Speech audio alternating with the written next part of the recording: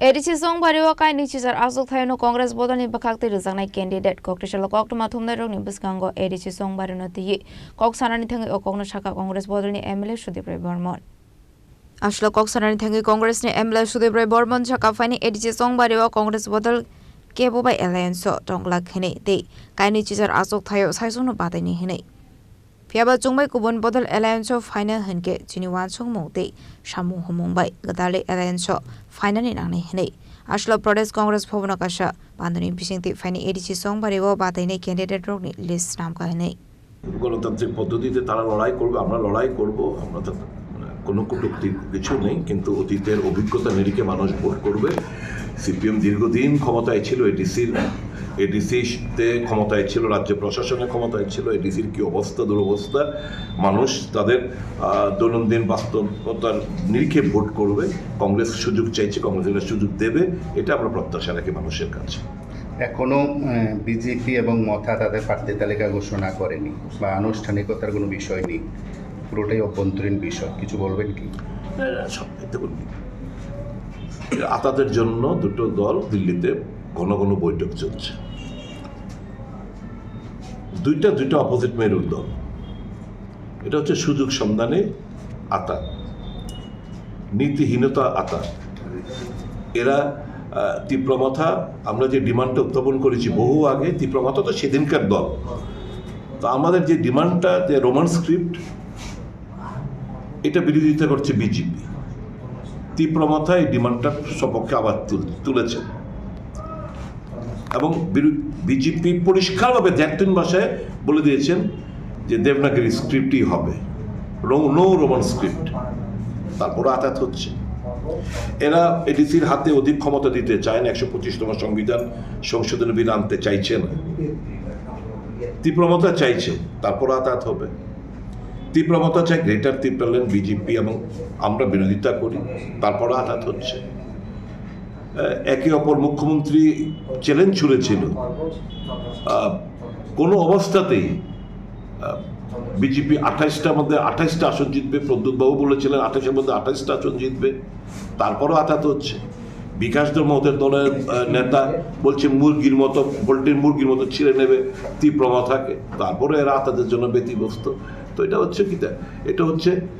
এডিসিকে লুটপাট করার পাকাপোক্ত বন্দোবস্ত করার এটা সুযোগ সন্ধানী জনগণের স্বার্থ বিরোধী আতাত মানুষ এই আতাতকে প্রত্যাখ্যান করবে এবং কংগ্রেসের পক্ষে মতামত প্রদান করবে শেষ একটা প্রশ্ন আপনার সাথে তো মহারাজা প্রদ্যুৎ কিশোর দেব বর্মনেরও সুসম্পর্ক বিজেপির দলেরও সবার সুসম্পর্ক রয়েছে এডিসি আসন্ন নির্বাচনে মহারাজের সাথে কোনো কথা ফোনে আলাপ কোনো বিষয়ে কোনো কিছু কথা হয়েছে আলাপ আমি সকল সিপিএমের সঙ্গে আলোচনা করি বিজেপির সঙ্গে আলোচনা করি প্রদ্যুৎ কিশোর সঙ্গে আলোচনা করি সকলের সঙ্গে আলোচনা রাজনীতিতে ব্যক্তিগত কিছু নেই যা আছে দলগতভাবে কোনো আলোচনা আমাদের কারোর সঙ্গে হয়নি আমরা আলাদা লড়ব আমি সকল অংশের মানুষের দলের হয়ে সমর্থন চাইছি তাতে কি ভোট বিভাজন মানে বিজেপি বিরোধী বা বলতে পারেন যদি বিজেপি মাথা জোট হয়ে থাকে তাদের বিরোধী ভোটগুলো কি ভাগ হয়ে যাবে এবং তাতে সুবিধা নেবে আমার বিশ্বাস করি মানুষ এবার আমি তো একটাই বললাম মানুষ সব রঙকে দেখেছে লালকে দেখেছে আঞ্চলিকতা দেখেছে সব কিছু দেখেছে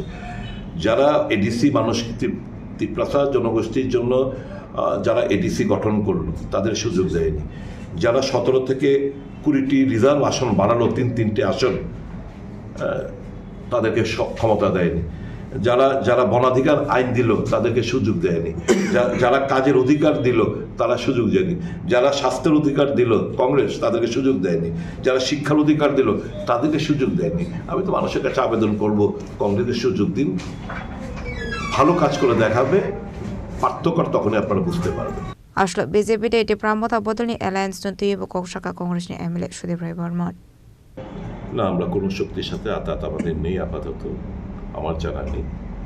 আমরা এডিসি নির্বাচনে আমরা সবকটাই আসলে লড়াই করব কোনো বৃহৎ শক্তির সঙ্গে আমাদের নেই হ্যাঁ লাইক মাইন্ডেড পার্টি যদি 1 জন আসে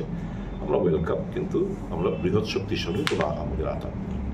আমরা একাই লড়ার চেষ্টা করছি যদি কোনো শক্তি আপনাদের সঙ্গে আসে তাদেরকে কি স্বাগত জানাবেন বা আসন ছেড়ে দেবেন না সেরকম আসলে নিশ্চয়ই আমরা কনসিডার করব তবে নিশ্চয়ই সে আমাদের আইডিওলজিক্যাল সাথে মিল খেতে হবে। Otherwise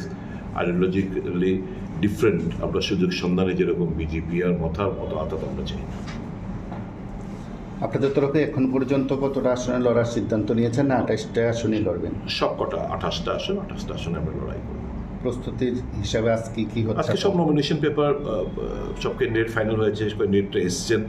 nomination paper fill up চলছে, এদেরকে বুঝিয়ে দিচ্ছি কীভাবে কোনটা কীভাবে কী করতে হবে, সব কিছু বুঝিয়ে দিচ্ছি।